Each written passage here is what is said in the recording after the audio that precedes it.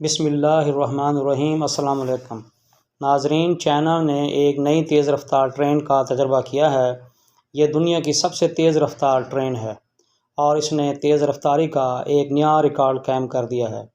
یہ ٹرین اس قدر تیز رفتار ہے کہ یہ ہوائی جہاز سے بھی تیز چلتی ہے۔ میگلیو نامی ٹرین طاقتور مقناطیسی طاقت کا استعمال کرتی ہے اور ہوا میں معلق ہو کر سفر کرتی ہے۔ ایک حالیہ ٹیسٹ کے دوران ٹرین نے 281 مائل فی گھنٹہ کی رفتار سے سفر کیا اور دنیا کی سب سے تیز رفتار ٹرین ہونے کا اعزاز حاصل کر لیا۔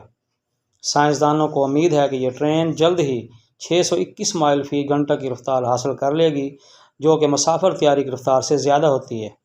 مسافر طیارے کی رفتار 545 سے لے کر 574 مائل فی گھنٹہ تک ہوتی ہے۔ اس ٹرین میں سپر میگنٹ ٹیکنالوجی کا استعمال کیا گیا ہے۔ چائنا کے شہر شنگھائی میں اس ٹرین کا استعمال شروع کر دیا گیا ہے۔